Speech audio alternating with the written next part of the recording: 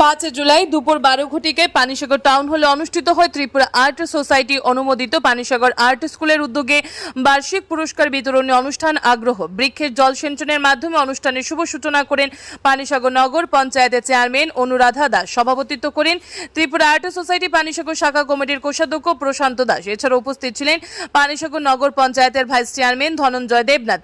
রাজ্য তথা গোটা উত্তর পূর্বাঞ্চলের খ্যাতনামা কবি সাহিত্যিক ও প্রাবন্ধিক মিলন কান্তি দত্ত, বিশিষ্ট শিক্ষিকা তথা অভিভাবিকা পদ্মা বন্দ্যোপাধ্যায়, বিশিষ্ট সমাজসেবী ধনঞ্জয় দাস ও নিরুপম দেব, উত্তর জেলা পলিটেকনিক কলেজের HOD doctor Sourav Das, Tripura art সোসাইটির প্রতিষ্ঠাতা সম্পাদক রাজীব সরকার, সোসাইটির অফিস সম্পাদক মাধব মিত্র, সোসাইটির IT incharge Arup De, Panisagar art স্কুলের ফাউন্ডার তথা অঙ্কন শিক্ষিকা ফাল্গুনী চক্রবর্তী সহ অন্যান্য গুণীজনেরা। অনুষ্ঠানের শুরুতেই টাউন হল প্রাঙ্গণে উপস্থিত অতিথিবৃন্দের হাত ধরে অনুষ্ঠিত হয় বৃক্ষরোপণ কর্মসূচি। অনুষ্ঠান মঞ্চে পানিসাগর এলাকার বিভিন্ন অঙ্কন স্কুল ও বিভিন্ন শিক্ষা প্রতিষ্ঠানের গুণীজনদের সংবর্ধনা জ্ঞাপন করা হয়। এছাড়াও পুরস্কার প্রদান করা হয়। হাতে লেখা ও অঙ্কন প্রতিযোগিতায় পানিসাগর সরকারি ইংলিশ মিডিয়াম স্কুল এবং রামকৃষ্ণ বিদ্যা মন্দিরের ছাত্রছাত্রী ও শিক্ষক শিক্ষিকাদের বিশেষভাবে সংবর্ধনা প্রদান করা হয়। পানিসাগর আর্ট স্কুলের বিভিন্ন স্কুলগুলোর অঙ্কন শিক্ষক শিক্ষিকাদের মঞ্চে সাংস্কৃতিক পরিবেশনা উপস্থাপন করেন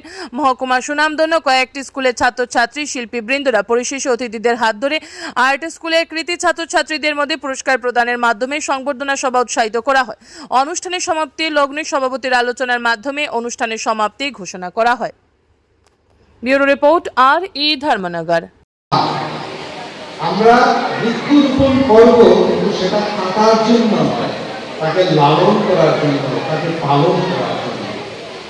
আজকে যে এই আধুনিক বিশ্বে আমরা অক্সিজেন ক্ষয় করে ফেলছি, প্রাকৃতিক দুর্যোগ হচ্ছে ঘন ঘন, তার একটা প্রধান কারণই হচ্ছে যে সবুজায়নের সংকট। এই সবুজায়নের সংকট মোকাবেলা করার জন্য প্রচুর পরিমাণে সবুজায়ন প্রয়োজন। তার জন্যই এই বৃক্ষরোপণ বনমহোৎসব। একজন কবি বীরেন্দ্র চট্টোপাধ্যায় বলেছিলেন, আমি আমার জীবনে 15,000 কবিতা লিখেছি, 15,000 কবিতা না লিখে যদি আমি একটি গাছ লাগাতাম তাহলেও বোধহয় কবি হিসেবে আমার জীবন সার্থক হতো।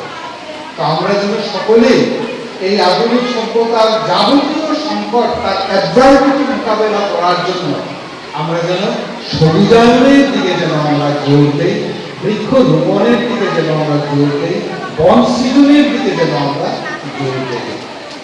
আর এই যে সবুজায়ন কথাটা বড্ড সুন্দর।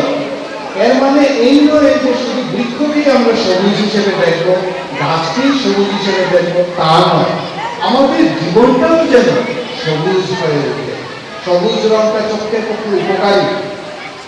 সবুজ যৌবনের রং, আমাদের জাতীয় পতাকার 3 নম্বর রংটা হচ্ছে সবুজ। অর্থাৎ যৌবনের জাগরণ ঘটুক, যুবশক্তির জাগরণ ঘটুক, এই বার্তাটাও কিন্তু সবুজ রঙের মধ্যে নিহিত রয়েছে।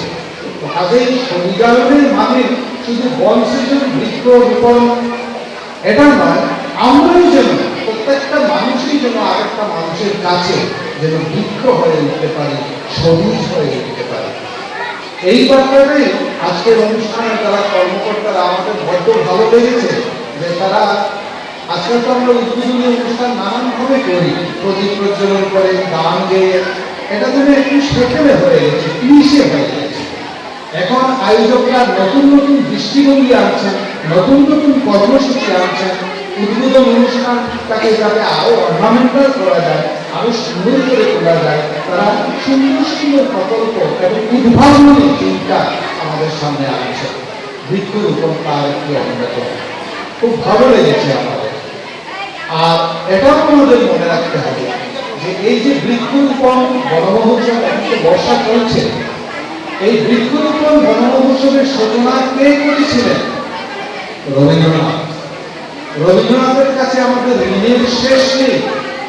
এই রবির কিরণ যে কোথায় পড়েনি, যেখানেই আমরা ভাবি, যেখানেই আমরা হাত দিই, সেখানেই রবীন্দ্রনাথ আমাদের অক্সিজেন।